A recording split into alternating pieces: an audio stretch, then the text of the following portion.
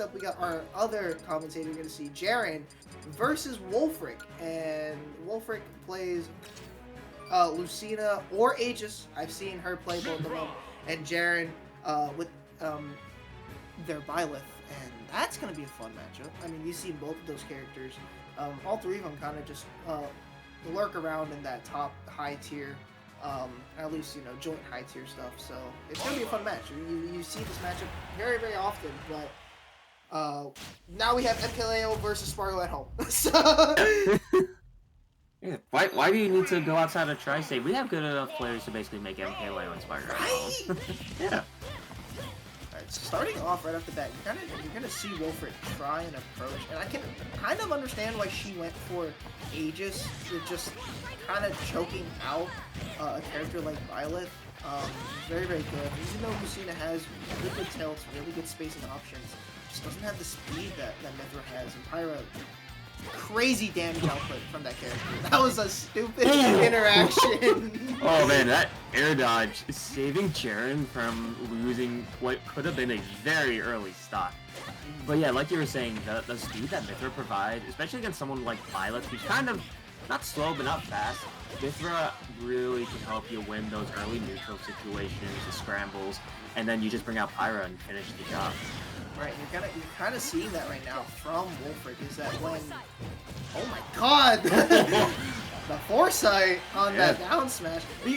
I'm seeing kind of like a pattern with Wolfric, and which character she decides to choose, and when you see Jaren kind of get back on the stage, you're gonna see the Mythra off stage. See right there, the Pyra immediately comes out, going for the neutral beat to edge guard. And I mean, can you really blame Wolfric for going for a strong character with potentially edge guard? I don't think so.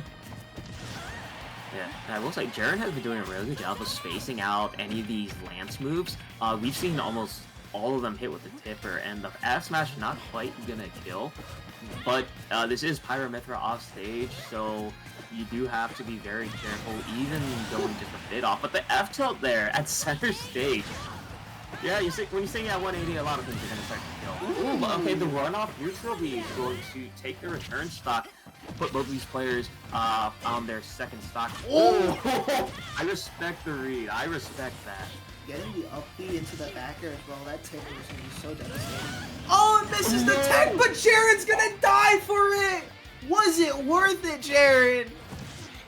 I can already just tell Wolfric in her mind is just like, we take it.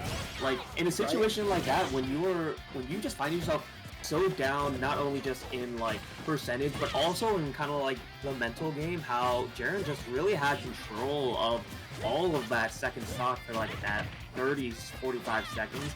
Just to have that happen, but then still end up with an even game state afterwards, can really save your mental from going boom. Yeah, definitely, and getting that blazing end off, or not even, Flame Nova, that's the music, I think it's called. I could be wrong, but nonetheless, the neutral B is going to be very devastating. I mean, it's going to punish a lot of low recovery. You're seeing Jaren go for that a lot.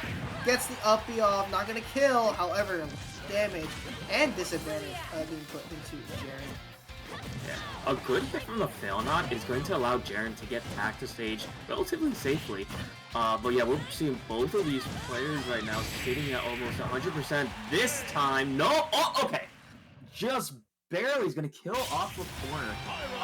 That up B is insanely strong. And the recognition for at least the first time, being able to hold onto the shield, know that it won't break from the insanely strong Byleth there, really helps set Wolfric up to kind of take stage control back and keep a hold on the game, and just barely, as we saw there, off in the corner. Yeah, I mean, Prominence Revolt is that up B is just so strong, but I feel like it almost acts like, I guess, an ether, like if you're Ike, right? Just to catch your opponents off there, especially we're seeing a switch here. There's a Sephiroth coming out from Jaren. Fighter's pass, yeah. But on small battlefield too, I think what Jaren is kind of, what's it called, depending on is small stage. Sephiroth hits like a truck, especially if you get the right hitboxes, because if it's a slash, you have to hit the middle, but if it's like a poke, or stab, and you have to hit the tip. So it's a lot of spacing. You got to get it right.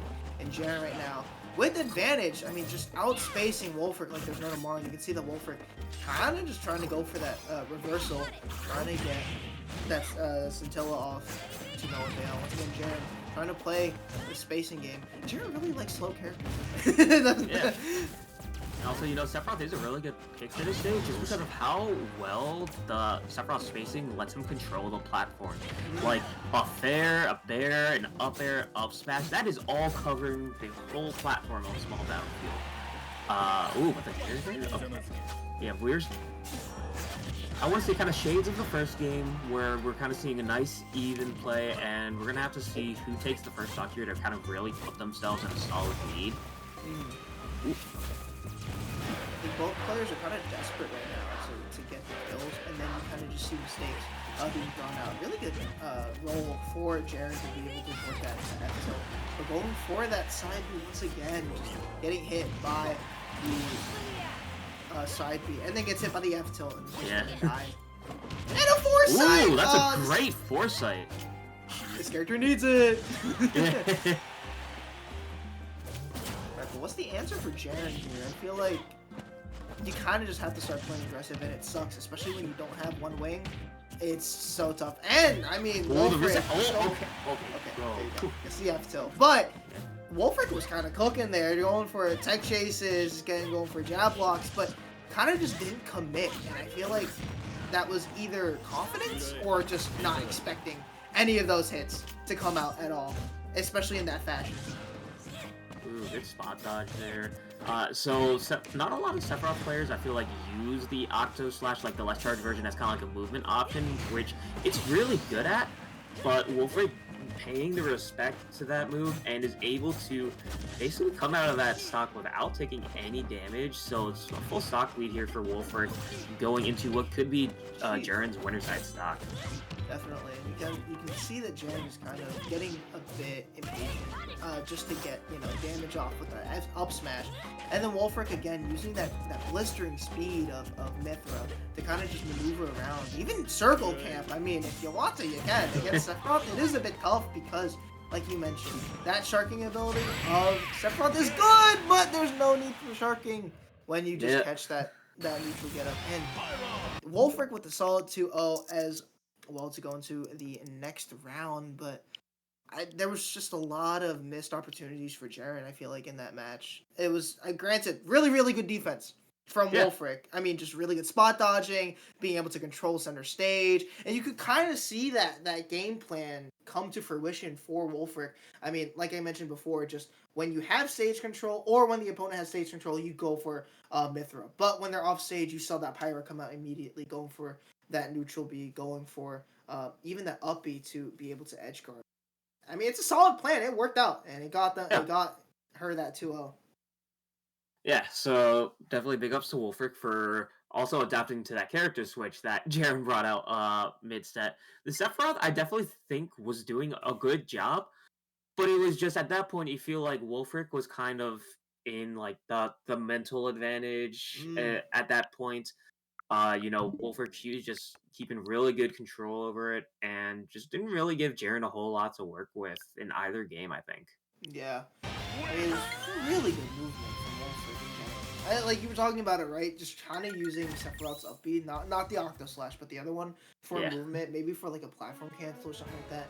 I don't think Jaren had that in mind. I feel like Jaren was just kind of more focused on surviving and maybe finding ways to just chip off damage or even get stocks. But again, you can kind of just see Wolfric was just bobbing and weaving every single time, and it was just, again, really, really good gameplay.